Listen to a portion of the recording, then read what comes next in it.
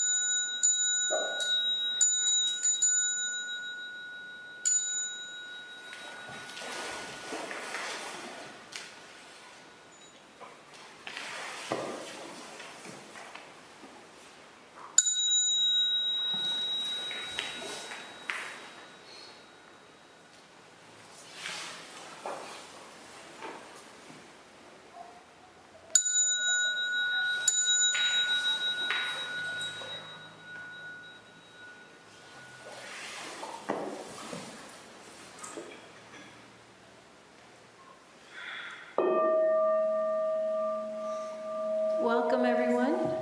Welcome to our Vesak ceremony for Buddha's birthday. Please be seated for liturgy.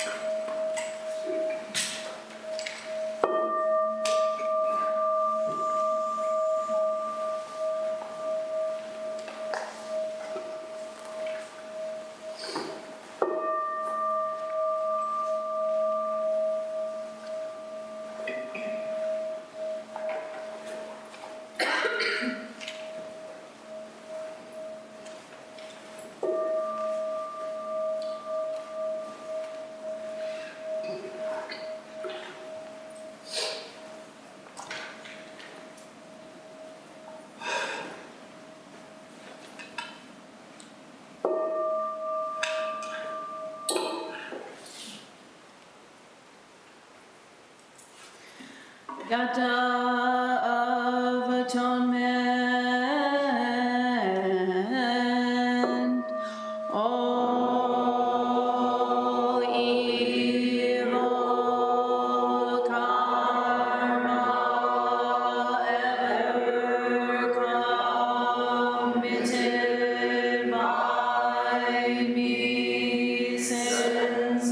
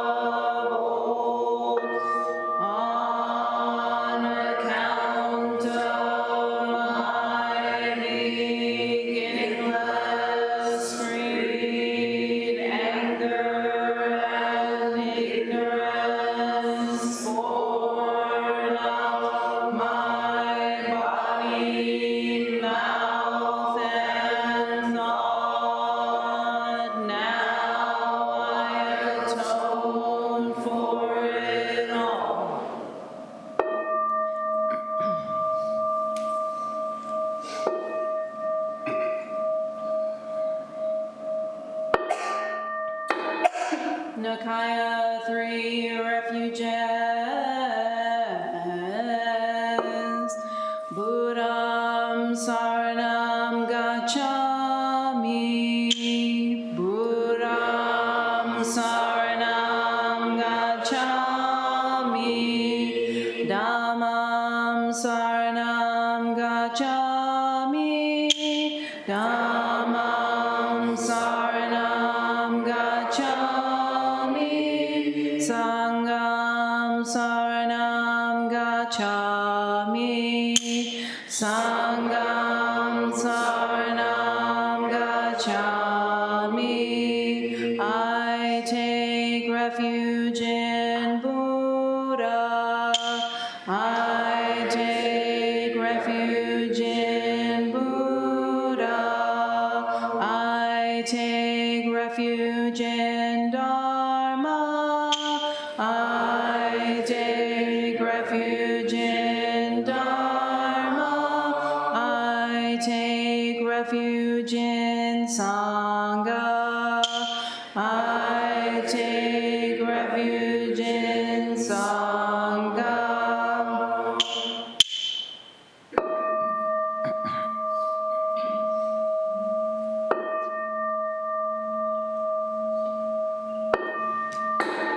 The 5 remembrances. I am of the nature to grow old. There is no way to escape growing old. I am of the nature to have ill health. There is no way to escape having ill health. I am of the nature to die. There is no way to escape death. All that is dear to me and everyone I love are of the nature of change. There is no way to escape being separated from them. My deeds are my closest companions. I am the beneficiary of my deeds. My deeds are the ground on which I stand. I am of the nature to grow old. There is no way to escape growing old. I am of the nature to have ill health. There is no way to escape having ill health. I am of the nature to die. There is no way to escape death. All that is dear to me and everyone I love are of the nature of change. There is no way to escape being separated from them.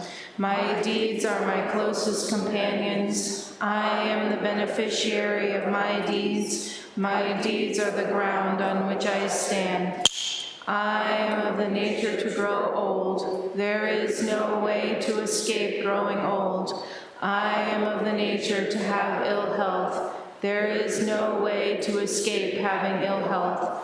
I am of the nature to die. There is no way to escape death.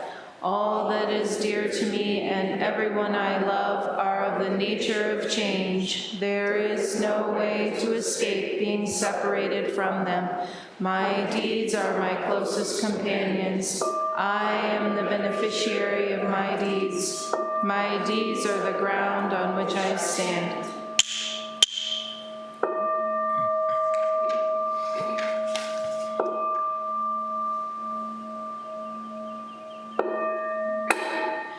Mahayana refuge. In my heart, I take refuge in Buddha, Dharma, and Sangha. May I liberate suffering beings and bring them to great joy. May the compassionate spirit of love grow within me, that I may actualize the great way. In my heart, I take refuge in Buddha, Dharma, and Sangha. May I liberate suffering beings and bring them to great joy. May the compassionate spirit of love grow within me, that I may actualize the great way. In my heart, I take refuge in Buddha, Dharma, and Sangha. May I liberate suffering beings and bring them to great joy. May the compassionate spirit of love grow within me, that I may actualize the great way. Invocation of the lineage. I give thanks for the guidance of my teachers, for the lineage of teachers before them. I give thanks and offerings for their devoted practice of generosity, moral discipline, patience, joyful effort, concentration, wisdom, skillful means, unshakable vow, spiritual powers, and awakened awareness for my benefit. May their years of life be lengthened, and may their vows be completely realized. 7 practices of the Bodhisattva. I bow down in body, speech, and mind. I offer the best I have to give, both real and imagined, to fill the space between us. I regret and purify all transgressions. I rejoice in all virtues. I request you to remain until total enlightenment. I request wise and compassionate guidance. I dedicate my merit for the sake of all beings, generating love and compassion. May all sentient beings be free from clinging and hatred. being close to some and distant from others. How wonderful it would be. May this be accomplished. I will free them from clinging and hatred. Bless me to accomplish this. May all sentient beings enjoy happiness and the causes of happiness. How wonderful it would be. May this be accomplished. I will bring them happiness and the causes of happiness. Bless me to accomplish this. May all sentient beings have the joy that has never known suffering. May they be free from clinging, hatred, jealousy, miserliness, doubt, pride, wrong view, ignorance, and dualistic thoughts. How wonderful it would be. May this be accomplished. I will bring them to this state. Bless me to accomplish this.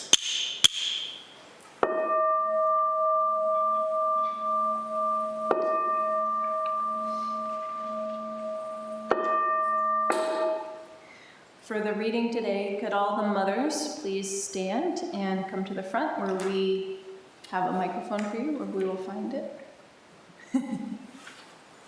And we're going to read from Thich Nhat Hanh's Old Path, White Clouds, and this is the story of the Buddha's birth and a few stories with his mom.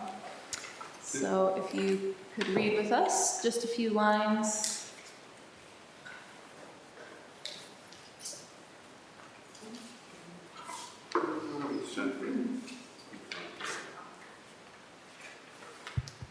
And the sheets are on the book there. Oh, these are there? Yes.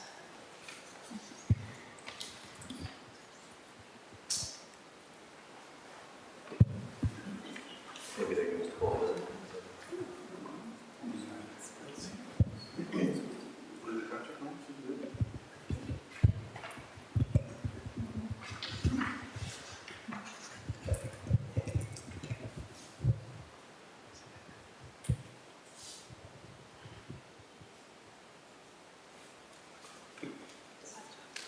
What is the contract now? There's 8 moms, and there's about 6 pages, so read maybe a paragraph or so. Don't go away.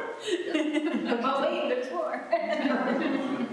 And I wonder, I mean, maybe we shouldn't have it right in front of the charcoal like I suggested. Maybe a little to the side might be wise. Yeah.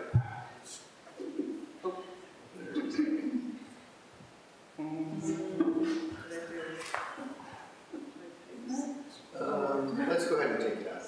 Let's see that. It's staying. Where does it take?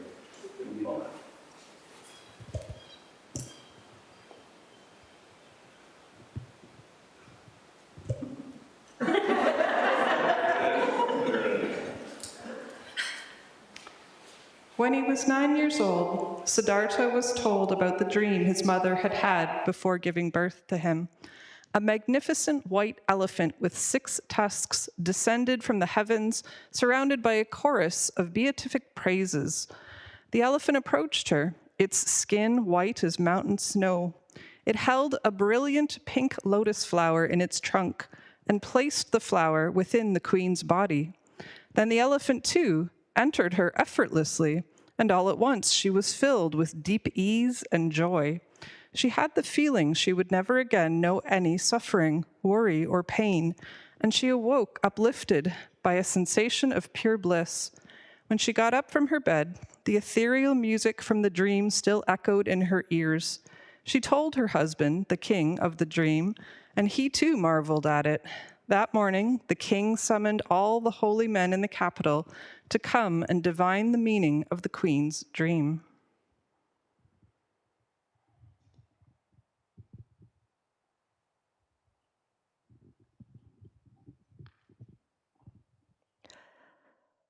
After listening intently to the dream's content, they responded, "Your Majesty, the Queen, will give birth to a son who will be a great leader.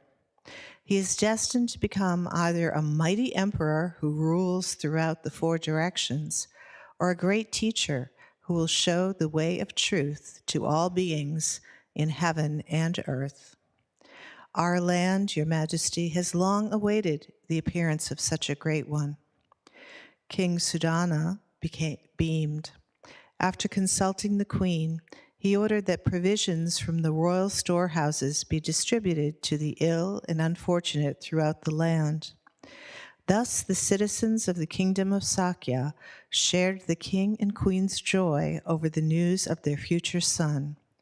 Siddhartha's mother was named Mahamaya, a woman of great virtue. Her love extended to all beings, people, ants, animals, plants. It was the custom in those days for a woman to return to her parents' home to give birth there. Mahamaya was from the country of Kolia, so she set out for Ramagama, the capital of Kolia. Along the way, she stopped to rest in the garden of Lumbini. The forest there was filled with flowers and singing birds. Peacocks fanned their splendid tails in the morning light. Admiring an ashok tree in full bloom, the queen walked towards it, when suddenly, feeling unsteady, she grabbed a branch of the ashok tree to support her. Just a moment later, still holding the branch, Queen Mahamaya gave birth to a radiant son.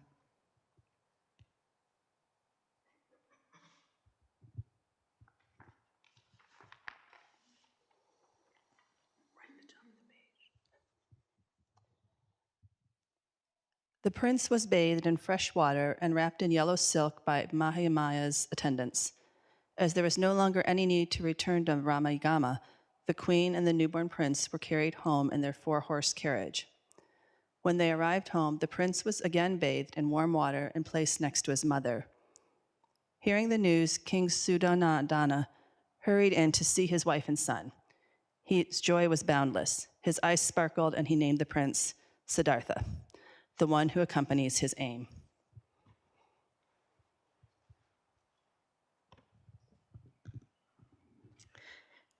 Everyone in the palace rejoiced, and one by one they came to offer their congratulations to the queen. King Suddhodana wasted no time in summoning the soothsayers to tell him of Siddhartha's future. After examining the baby's features, they all agreed that the baby bore the marks of a great leader and would no doubt rule over a mighty kingdom that spread in all 4 directions. 1 week later, a holy man named Asita Kaladevela paid a visit to the palace. His back was bent with age, and he needed a cane to descend the mountain where he lived. When the palace guards announced Master Aja's arrival, King Suddhodana personally came out to greet him. He ushered him in to see the baby prince. The holy man gazed at the prince for a long time without uttering a word. Then he began to weep, his trembling body supported by his cane. Streams of tears fell from his eyes.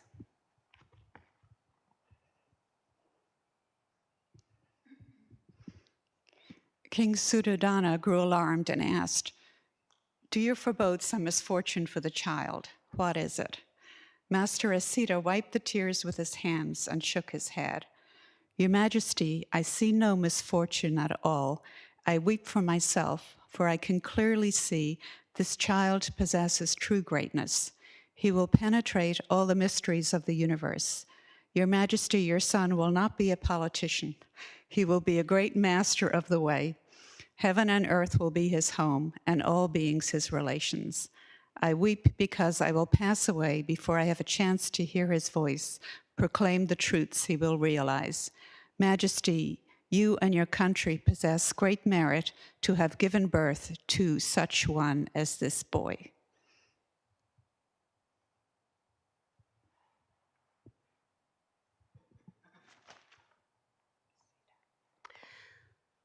Asita turned to leave. The king pleaded for him to stay, but it was of no use. The old man began walking back to his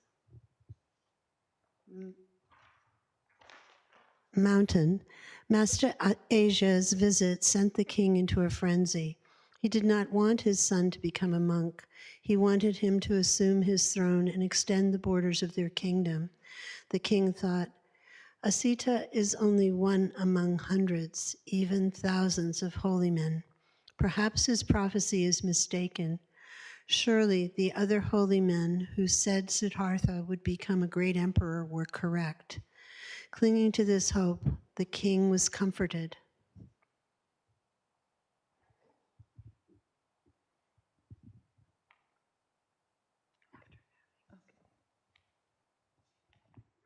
After having attained sublime joy giving birth to Siddhartha, Queen Mahamayana died 8 days later, and all the kingdom mourned her. King Suddhodana summoned his sister Mahapajapati and asked her to become the new queen. Mahapajapati, also known as Gautami, agreed, and she cared for Siddhartha as if he were her own son. As the boy grew older and asked about his real mother, he understood how much Gautami had loved her sister and how she, more than anyone else in the world, could love him as much as his own mother. Under Gautami's care, Siddhartha grew strong and healthy. One day, as Gautami watched Siddhartha play in the garden, she realized he was old enough to learn the graces of wearing gold and precious gems. She instructed her attendants to bring forth precious jewels to try on Siddhartha. But to her surprise, none rendered Siddhartha more handsome than he already was. As Siddhartha expressed discomfort at wearing such things, Gautami ordered the jewels to be returned to their cases. Okay.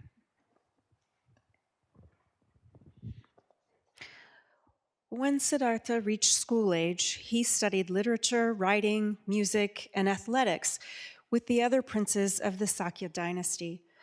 Among his schoolmates were his cousins Devadatta and Kimbala, and the son of a palace dignitary, a boy named Kaludayi. Naturally intelligent, Siddhartha mastered his lessons quickly. His teacher Visvamita found the young Devadatta a sharp student, but never in his teaching career had he taught a student more impressive than Siddhartha. One day, when he was 9 years old, Siddhartha and his schoolmates were allowed to attend the ritual first plowing of the fields. Gautami herself dressed Siddhartha right down to the fine slippers on his feet. Attired in his royal best, King Suddhodana presided over the ceremonies. High-ranking holy men and Brahmins paraded in robes and headdresses of every color imaginable. The ceremony was held next to the finest fields in the kingdom, not far from the palace itself. Flags and banners waved from every gate along every roadside. Colorful displays of food and drink were laid out on altars crowded along the roads. Minstrels and musicians strolled among the throngs of people, adding mirth and merriment to the bustling festivities. Holy men chanted with utmost solemnity, and as Siddhartha's father and all the dignitaries of the court stood facing the unfolding ritual. Siddhartha stood toward the back with Devadatta and Kaludayi at his sides. The boys were excited because they had been told that when the rituals were over, everyone would enjoy a feast spread out on the grassy meadow. Siddhartha did not often go on picnics, and he was delighted. But the holy men's chanting went on and on what seemed like forever, and the young boys grew restless. Unable to endure any longer, they wandered off. Kaludayi held onto Siddhartha's sleeve, and off they went in the direction of the music and dancing. The hot sun blazed, and the performers' costumes grew wet with perspiration. Sure. Oh, there's plenty more. Okay. Okay, just making sure. Beads of sweat shone on the dancing girls' foreheads. After running about among the scenes of entertainment, Siddhartha too grew hot, and he left his friends to seek the shade of the rose apple tree alongside the road. Beneath the cool branches, Siddhartha felt pleasantly refreshed. At that moment, Gautami appeared, and spotting her son, she said, "I've been looking all over for you. Where have you been? You should return now for the conclusion of the ceremony. It would please your father."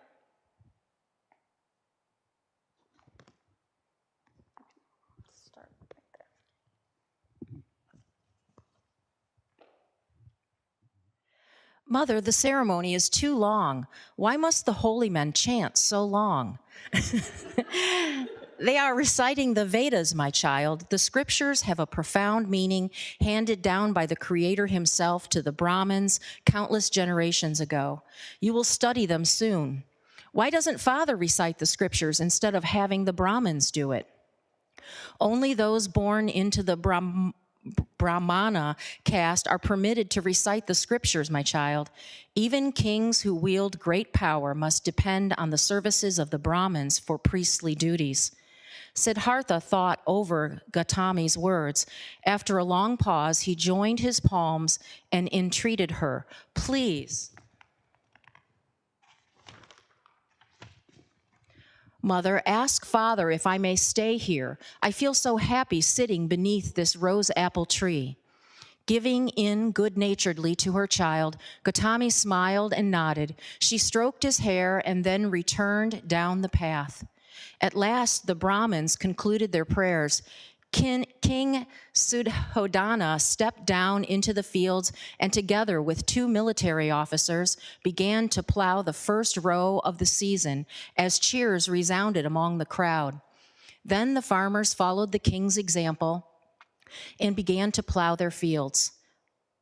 Hearing the people's cheers, Siddhartha ran to the edges of the fields. He watched a water buffalo straining to pull a heavy plow, followed by a robust farmer whose skin was bronzed from long work in the sun. The farmer's left hand steadied the plow, while his right hand wielded a whip to urge the buffalo on. Sun blazed and the man's sweat poured in streams from his body. The rich earth was divided into 2 neat furrows. As the plow turned the earth, Siddhartha noticed that the bodies of worms and other small creatures were being cut as well. As the worms writhed upon the ground, they were spotted by birds who flew down and grabbed them in their beaks. Then Siddhartha saw a large bird swoop down and grasp a small bird in its talons. Utterly absorbed, these events standing beneath the burning sun, Siddhartha too became drenched in sweat. He ran back to the shade of the rose apple tree. He had just witnessed so many things strange and unknown to him. He sat cross-legged and closed his eyes to reflect on all that he had seen. Composed and erect, he sat for a long time, oblivious to all the singing, dancing, and picnicking taking place around him. Siddhartha continued to sit, absorbed by the images of the field and many creatures. When the king and queen passed by some time later, they discovered Siddhartha still sitting in deep concentration. Gautami was moved to tears to see how beautiful Siddhartha looked, like a small, still statue. But King Suddhodana was seized with a sudden apprehension. If Siddhartha could sit so solemnly at such a young age, might not the holy man Isaiah's prophecy come true? Too disturbed to remain for the picnic, the king returned alone to the palace in his royal carriage. Some poor country children passed by the tree, speaking and laughing happily. Gautami motioned them to be quiet. She pointed to Siddhartha sitting beneath the rose apple tree. Curious, the children stared at him. Suddenly, Siddhartha opened his eyes. Seeing the queen, he smiled. "Mother," he said, "reciting the scriptures does nothing to help the worms and the birds." Siddhartha stood up and ran to Gautami and clasped her hand. Then he noticed the children observing him. They were about his own age, but their clothes were tattered, their faces soiled, and their arms and legs piteously thin. Aware of his princely attire, Siddhartha felt embarrassed, and yet he wanted very much to play with them. He smiled and hesitantly waved, and one boy smiled back. That was the encouragement Siddhartha needed. He asked Gautami for permission to invite the children to the picnic feast. At first she hesitated, but then she nodded in assent.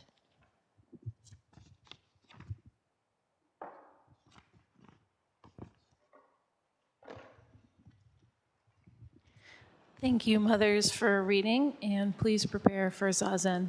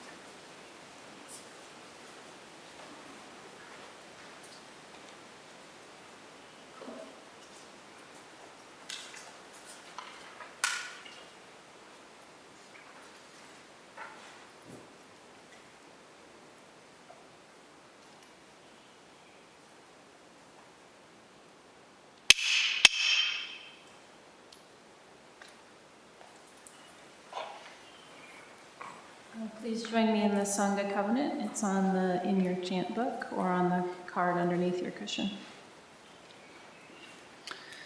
We, the Daishin Kokuji Sangha, with respect for the worth and dignity of each person, with wonder at the wisdom and compassion we seek to cultivate by practice, and with deep gratitude for the teachers of this lineage and our connection to one another, covenant to support each other by upholding the precepts of doing no harm, practicing good, and actualizing good for others. Please be seated for today's talk.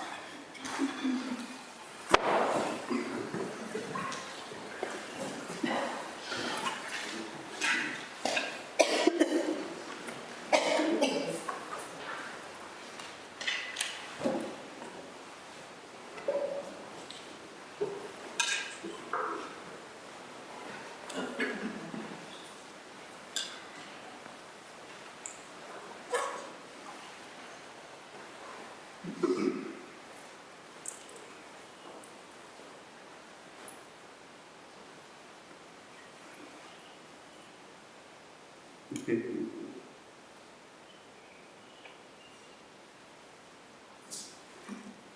okay. I think feels like you've got a nice, beautiful smile with a big tooth missing.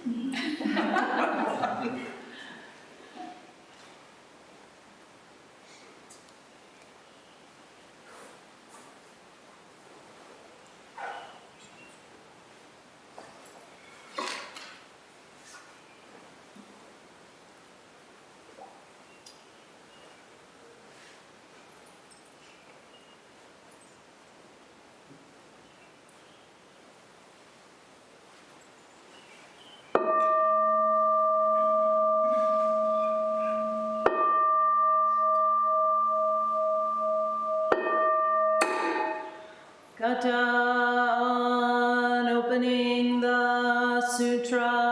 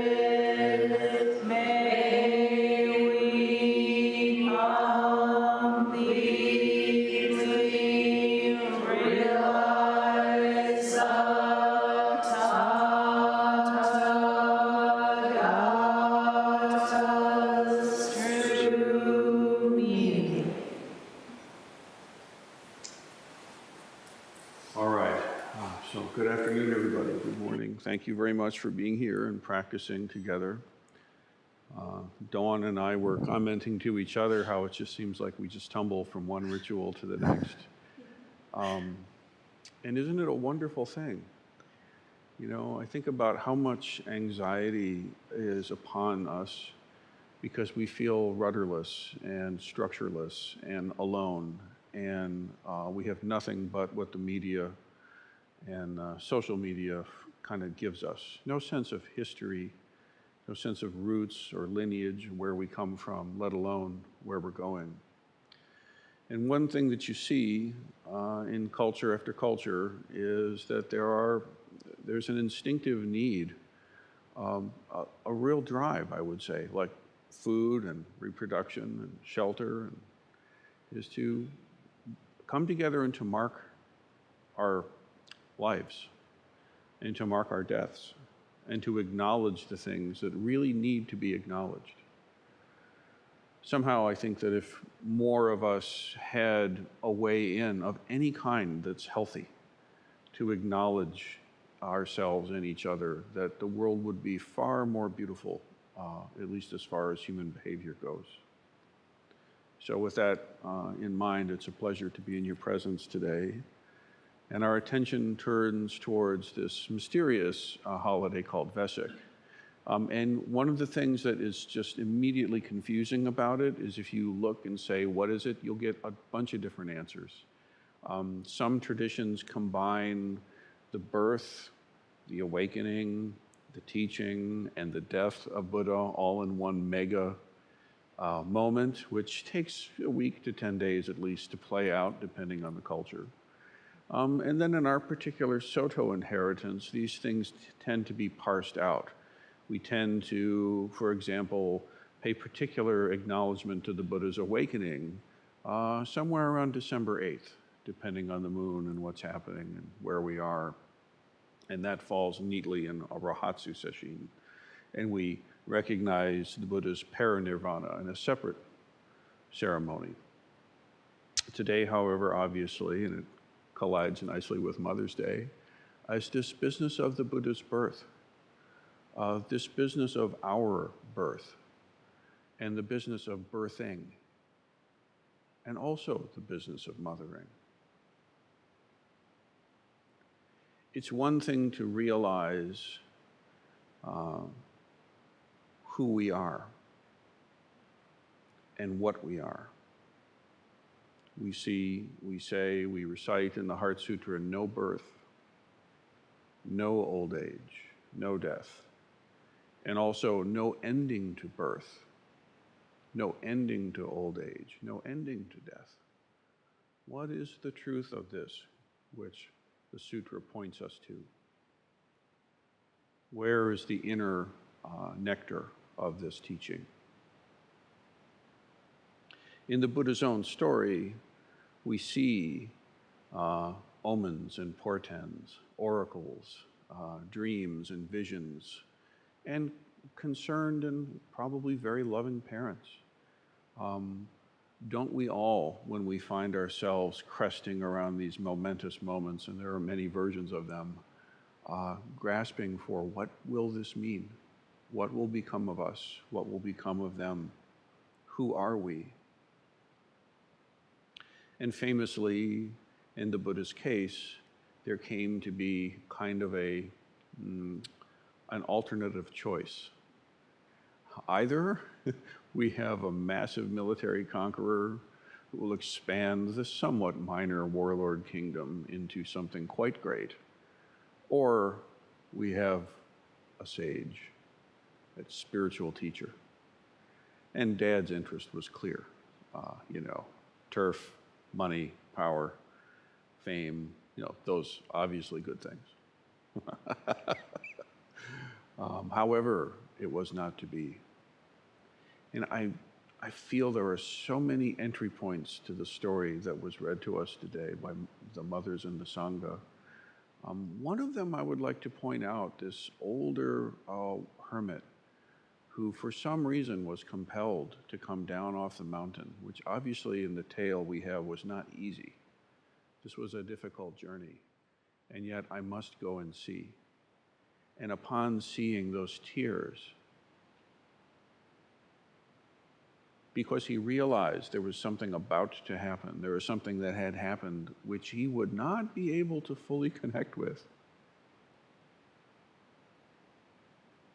And I felt, upon hearing the story again, such gratitude for the fact that each of us have found our way to actually connect. You have the causes and conditions to be able to encounter the Dharma. And you have chosen to do so. And you've chosen to continue to do so, unless it's your first time here, and that's fine. You can claim that one the next time you show up. And yet, what about this birthing? What about birthing? We see here a clear example that birthing happens. birthing practice. You know, in a way I tremble to speak of it, because what do I know of such a thing? Only vicarious at best, and that's not very good. But I can say something to mothering, because not all women who birth are necessarily the best at mothering. And not all women who do not birth, how do I say it, can be amazing mothers. Amazing mothering. Birthing, no birthing. Mothering, no mothering. Ideally, in whatever way fits your own causes, your karma conditions. What does it mean to be mother? There are many ways that this can look. Sometimes it doesn't go so well. Sometimes it's amazing. But either way, if we take up the practice of birthing, if this is your experience, and we take up the practice of mothering in whatever way it makes sense, in whatever way it can, then Buddha can be nurtured. And this is all of our practice. The Buddha inside you needs mothering. And in a way, no one else can do that particular bit of mothering for you. Not wise and compassionate teachers or lineage or structures. They can be very helpful, but ultimately, you must mother yourself. You must find a way to bring that Buddha that you are into birth, and then cultivate and nurture it and give it life. And this very much takes mothering. Your practice is not really this arduous, triathlon steel guy contest to see if you can gut it through and win the trophy. It's not really like that. If it feels that way to you, I suggest alter your approach. This is much more like growing a garden, or perhaps better, mothering. May we all be inspired by the healthiest possible experience of mothering. For all of us who inevitably encountered some lack or flaw or failing or less perfect version of mothering, may we forgive this. May we take perhaps the warning and the lesson.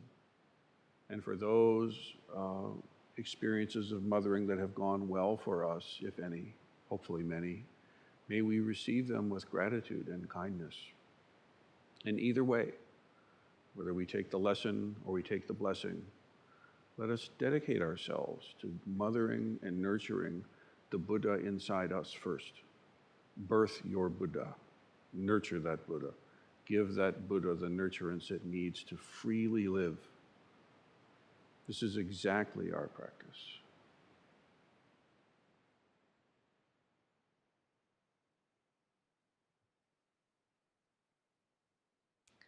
So fortunately, we have that mother of all Buddhas because we were born with her. And the reason why we were born with her is because a woman gave birth to us. And it's very interesting in Buddhism because that is sort of full stop. Because you were born of a human woman, you are human and you have what's called Maha Prajna Paramita. The mother of all Buddhas was born with you and as you. And the rest is sort of interesting karmic history, right? It's fascinating to appreciate that the Buddha's mother died 8 days after he was born.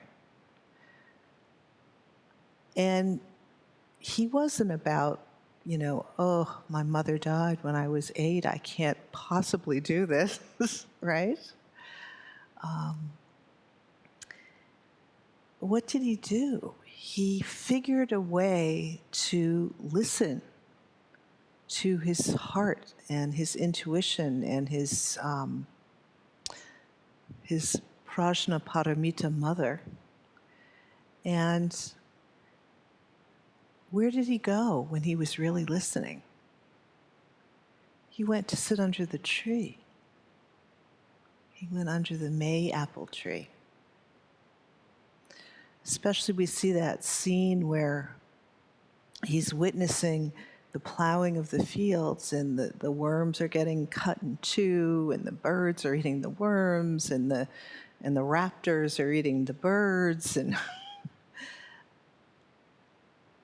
how did he know that the way to digest that, the way to understand that, is not necessarily to go off and keep chanting over and over and over again, sort of mindlessly, but to actually sit down and allow the integration and the unfolding and the education of that experience to tenderize his heart and to open up his Dharma eye. And this is what we're doing here. You know, we're all sitting under these trees that are outside, right? And as Rinzin was saying, in terms of the karmic mother that we had, it really doesn't matter which one you got the luck of the draw on the playing field, because any one of them is the dharmic ingredient of our life. So if you had a really bad mother, abandoning mother, crazy, psycho mother, no problem. Of course, you have to work through that emotionally and psychologically. I get that. But from a spiritual point of view, that immediately goes to, wow, this human is suffering. I had a suffering mother. How am I going to help her? How am I going to help myself, because she injected a lot of that suffering into me? Well, this is a cause for our Dharma practice. And when we sit for ourselves and for our mother and all other mothers who are just trying to make it through this human life without Dharma, for the most part. And then if we had one that's, was kind of rocking pretty hard, good enough, right?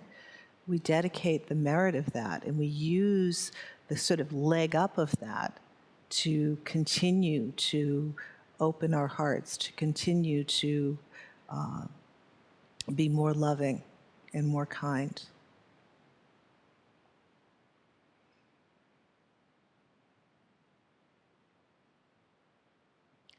And all of this sort of gets digested and integrated as we're sitting and allowing the roots of these trees and the trunk of the tree and the branches and the fruit and all of that to shelter us and hold us as we are coming to our full and complete Buddhahood.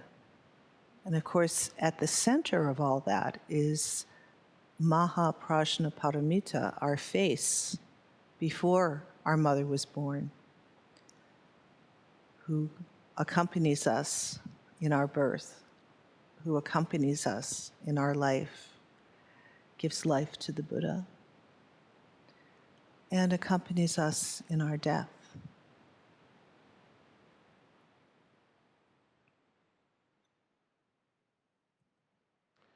So we'll move into a recognizable feature on the celebration of the Buddha's birth. If you see images online of other communities and sanghas of practice, you'll see this cool little ritual happens where we take a statue of the Buddha, one here, one there, and you'll see they're sitting in a little tub. Right? Buddha's taking a little bath here. And so what we're going to do is you are going to go up there, and first Dawn Sensei and I will bless the water, and thus it will be wisdom water at that time. And then what one does is you make a half gusho here, and you take the ladle with your right hand, which is the active hand for most of us. If that's not true for you, that's fine. And then you take some water, and you give the little Buddha a little bath there, and you say, all things are fresh and new. May all things be fresh and new. Let's say that once together. May all things be fresh and new. Yeah. So we hear that every time someone gets the luck of the draw to run around and get water going. So today, we do that with the Buddha. And once Dawn and I have done this, we'll go to the back, and then first the inside rows will come out to each side, and the middle and the outside rows. And we'll do this all in the womb of the Eme Juku Kanangyo. Okay? Good enough? All right.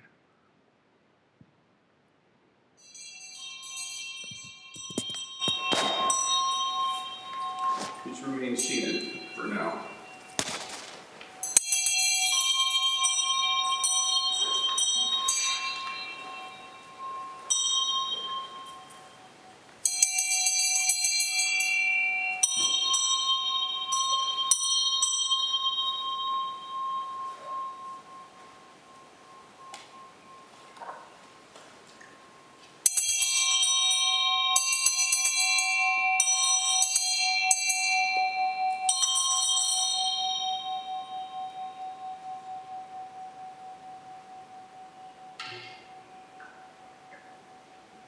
Everything is fresh.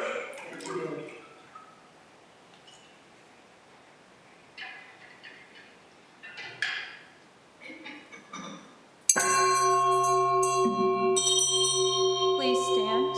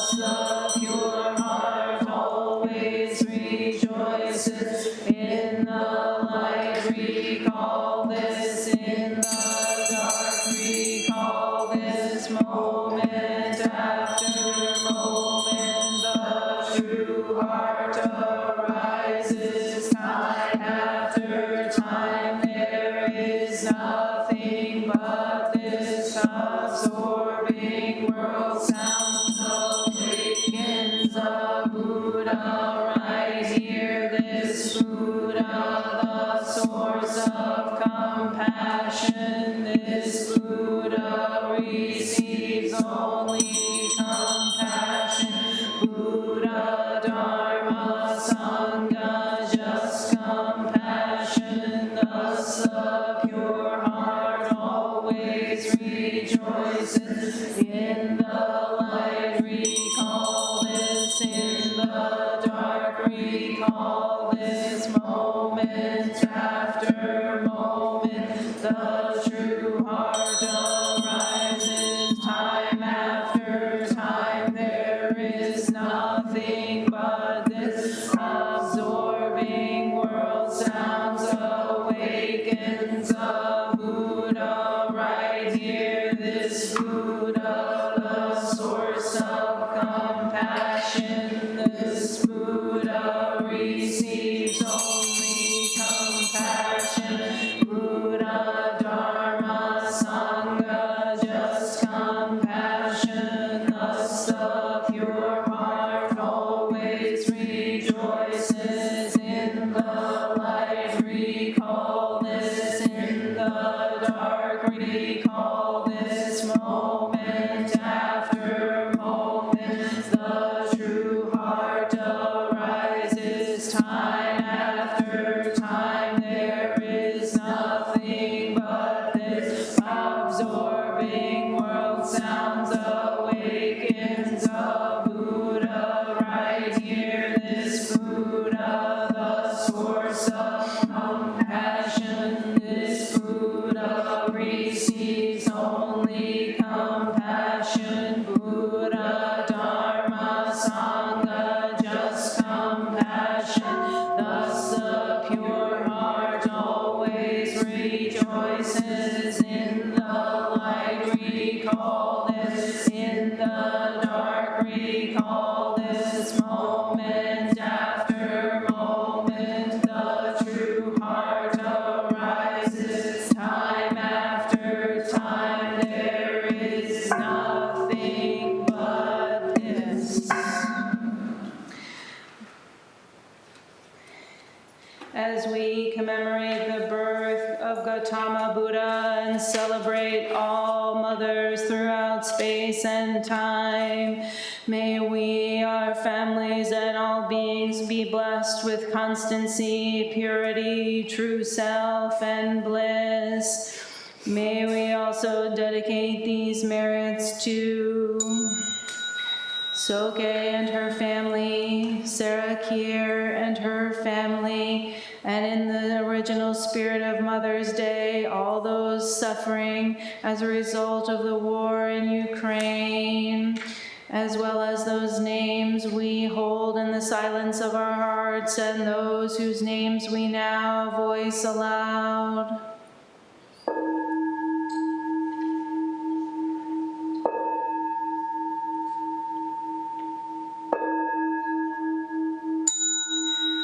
May we live in perfect peace with Buddha Dharma, and may we realize the Buddha way together. All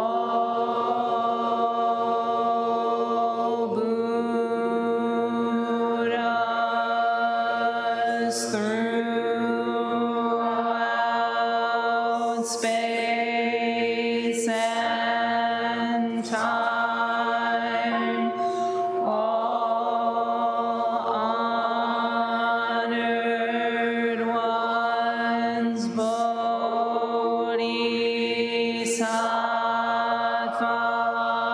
Mahasattva, wisdom beyond wisdom.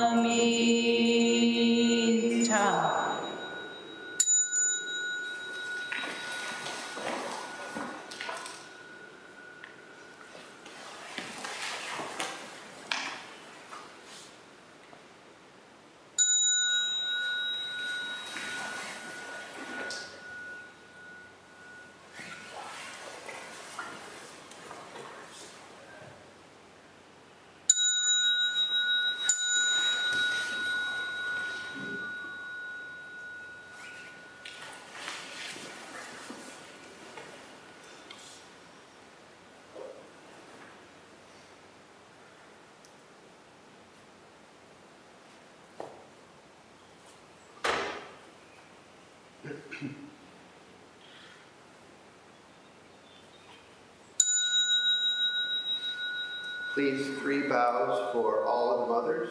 Please come to the front of the room. If you're a mother. If you're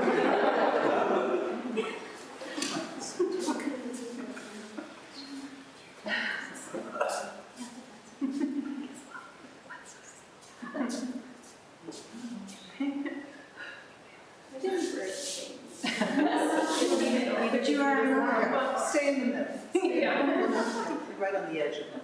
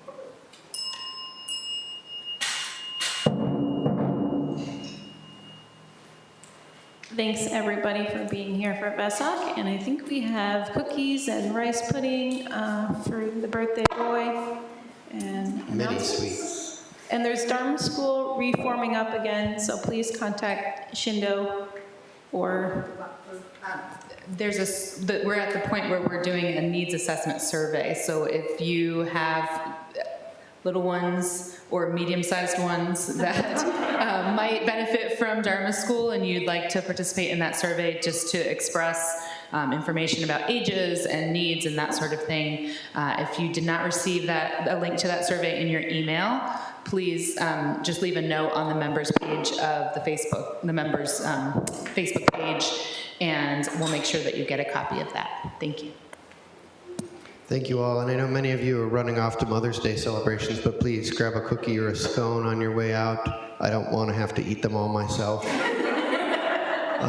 We are still open for registration for Sesshin. I think it closes next weekend.